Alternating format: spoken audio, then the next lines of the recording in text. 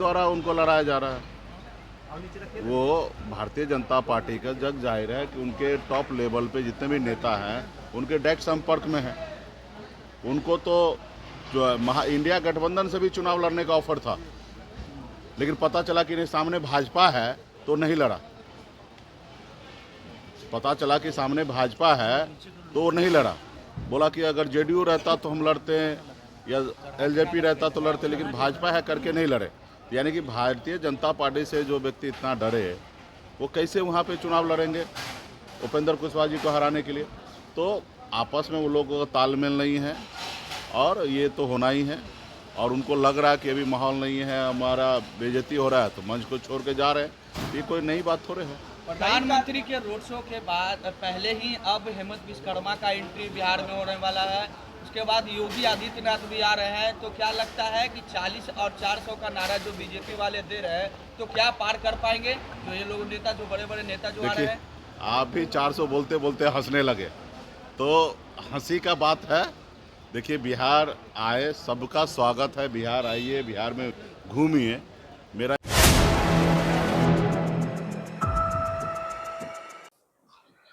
नमस्कार, आप देख रहे हैं 4 PM और मैं हूं अभिषेक मिश्रा। भारतीय जनता पार्टी कई बार अपने सहयोगी दलों के साथ भी बड़ा खेल करती है और इसके एक नहीं कई उदाहरण हैं।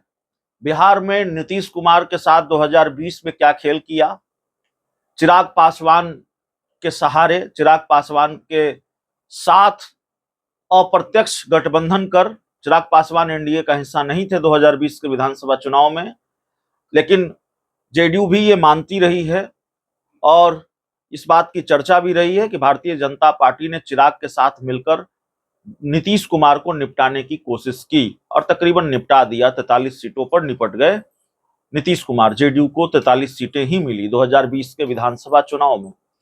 और विधानसभा चुनाव के बाद नीतीश कुमार के साथ ही फिर एक खेल क्या किया भारतीय जनता पार्टी ने। दोनों मिलकर साथ सरकार चला रहे थे। बीजेपी जेडीयू की दोस्ती थी, लेकिन अरुणाचल प्रदेश में जेडीयू के विधायकों को बीजेपी ने तोड़ लिया। तो ऐसे खेल कई बार भारतीय जनता पार्टी अपने सहयोगियों के साथ करती रही है। 2024 के लोकसभा चुनाव में क्या किया आपने देखा, पशुपति पारस को निपटा दिया, उनको एक भी सीट नहीं दी। अब भारतीय जनता पार्टी के एक और खेल की चर्चा बहुत है। दरअसल कहा यह जा रहा है कि काराकाट लोकसभा सीट में भारतीय जनता पार्टी उपेंद्र कुशवाहा के साथ खेल कर रही है और खेल कर दिया है। उपेंद्र कुशवाहा एनडीए के उम्मीदवार हैं, अपनी पार्टी राष्ट्रीय लोक मोर्चा के टिकट पर चुनाव लड़ रहे हैं और उनकी पार्टी एनडीए का हिस्सा है। लेकिन उपेंद्र कुशवाहा के खिलाफ निर्दलीय उम्मीदवार के तौर पर मैदान में आ गए हैं पवन सिंह। पवन सिंह भारतीय जनता पार्टी के नेता हैं और भारतीय जनता पार्टी ने अभी तक उनको पार्टी से नहीं निकाला है। पवन सिंह के बारे में आप जानते हैं, उनको भाजपा ने टिकट थमाया था आसनसोल का। उनको आसनसोल से चुनाव लड़ना था, लेकिन पवन सिंह ने बीजेपी के टिकट को ठुकरा दिया। आसनसोल से चुनाव लड़ने से उन्होंने मना कर दिया और फिर काराकाट लोकसभा सीट से वो निर्दलीय चुनाव लड़ रहे हैं। पवन सिंह निर्दलीय चुनाव लड़ रहे हैं, लेकिन भारतीय जनता पार्टी ने उनको अभी अपनी पार्टी से निकाला नहीं है। ये सवाल उठ रहे हैं कि अगर एनडीए उम्मीदवार के खिलाफ पवन सिंह चुनाव लड़ रहे हैं तो भाजपा पवन सिंह के खिलाफ कार्रवाई क्यों नहीं कर रही है और कार्रवाई में देरी क्यों हो रही है? क्या ये बीजेपी का चिराग मॉडल है? क्या ये भाजपा का खेल है? उपेंद्र कुशवाहा को हराने के लिए पवन सिंह को मैदान में उतारा गया है। राजनीतिक गलियारों में इन चीजों की चर्चा खूब है। अब ये बीजेपी का खेल है कि नहीं है, लेकिन आज वीआईपी पार्टी के सुप्रीमो मुकेश सहनी ने भी यही दावा किया है। मुकेश सहनी के दावे के मुताबिक पवन सिंह भाजपा के शीर्ष नेतृत्व के लगातार संपर्क में हैं। बीजेपी के बड़े नेताओं के कहने पर ही पवन सिंह काराकाट लोकसभा सीट से चुनाव लड़ रहे हैं उपेंद्र कुशवाहा को हराने के लिए।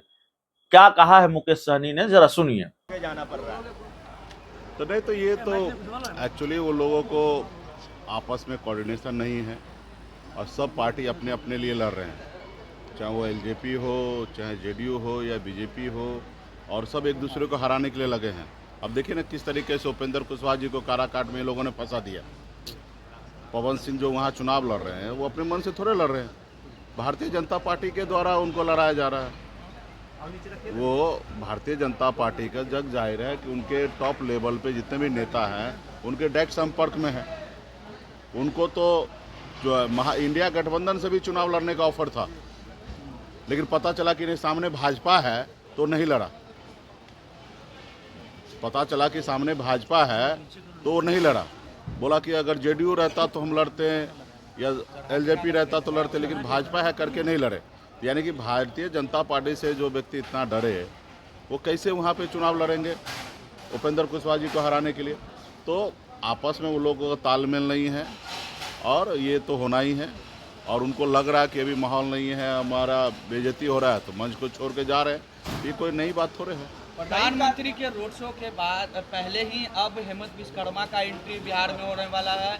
उसके बाद योगी आदित्यनाथ भी आ रहे हैं। तो क्या लगता है कि 40 और 400 का नारा जो बीजेपी वाले दे रहे हैं तो क्या पार कर पाएंगे जो ये लोग नेता, जो बड़े बड़े नेता जो आ रहे हैं? आप भी 400 बोलते बोलते हंसने लगे तो हंसी का बात है। देखिए, बिहार आए, सबका स्वागत है। बिहार आइए, बिहार में घूमिए।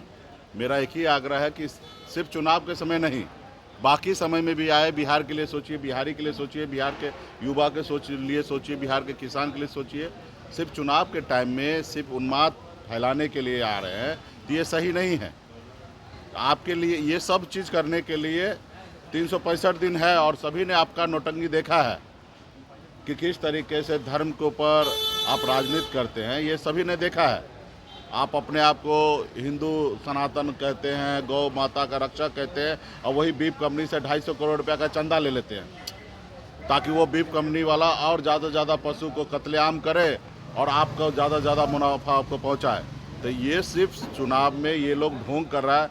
ना इनको विकास से मतलब है, ना विरासत से मतलब है।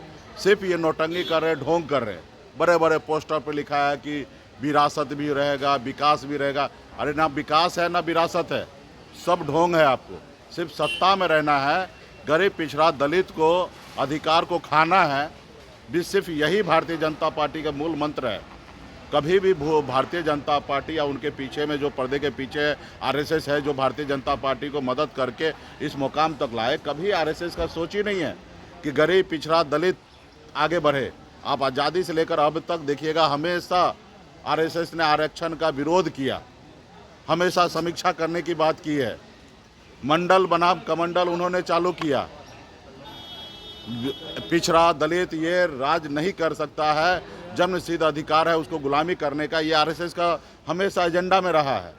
तो ये लोग हमेशा गरीब पिछड़ा दलित को साथ नहीं लेना चाहता। उनके हाथ से ये लोग जब पानी नहीं पीता है, जब हमारे हाथ से चाय नहीं पीता है, ये मेरी आवाज़ कैसे संसद भवन में बुलाए उठाएगा? हमारे बेहतरी के लिए कैसे पॉलिसी बनाएगा? कभी नहीं पॉलिसी बनाएगा। तो इसलिए खास करके बहुजन जितने भी समाजवादी राजनीति करने वाले लोग हैं, सेकुलर विचारधारा के लोग हैं, उस सब से आग्रह करता हूँ। खास करके मैं इस देश के नागरिक जो है, खास करके अपर कास्ट है, हमारे बनिया समुदाय है, इन सब से पढ़े लिखे लोगों से मैं हाथ जोड़ के आग्रह करता हूँ कि आपके पास सोचने समझने का बुद्धि है, विवेक है। आप सोचिए कि हमारा देश कहाँ जा रहा है। क्या देश ऐसे चलेगा, हिंदू मुसलमान करके चलेगा, कि देश विकास के रास्ते पे चलेगा? आप पाकिस्तान की चर्चा करते हैं लेकिन पाकिस्तान चले जाते हैं बिरयानी खाने के लिए। आप चाइना का क्यों नहीं चर्चा करते हैं? जो 18 ट्रिलियन डॉलर का अर्थव्यवस्था उनका है, उसका जिक्र क्यों नहीं करते? आपके हिंदुस्तान का, इंडिया का 8 गुना ज़्यादा वहाँ का अर्थव्यवस्था मजबूत है, आप वो चर्चा क्यों नहीं कर रहे? 1984 में भारत और चाइना एक समान था, बराबरी था। आज देखिए हमसे 7 गुना 8 गुना ज़्यादा धन दौलत उनके पास है। तो ये सब चीज़ पे बहस नहीं करेंगे। जो चीज़ पहले हो गया, किस कालखंड में हुआ, क्यों हुआ, किन से गलती हुआ, उस सब के जिक्र आज क्यों करना है? हम सब चीज़ को भूल के आगे कैसे बढ़े हैं? हम चाइना को देखें, अमेरिका को देखें, लंदन को देखें, उनसे सीख ले, हम आगे बढ़े। अब हमारे पूर्वज क्या किए, नहीं किए, किस परिस्थिति में किए, कैसे किए, अब उनके बारे में ज़्यादा नहीं सोचना है। हमें आज के समय में क्या करना चाहिए, उस रास्ते पे चलना है। तो ये लोगों का ढोंग है और ये ढोंग जनता के बीच में आ गया, युवा के बीच में आ गया, सभी लोग जानने लगे। अभी कोई इनके साथ नहीं है। बहुत बहुत धन्यवाद।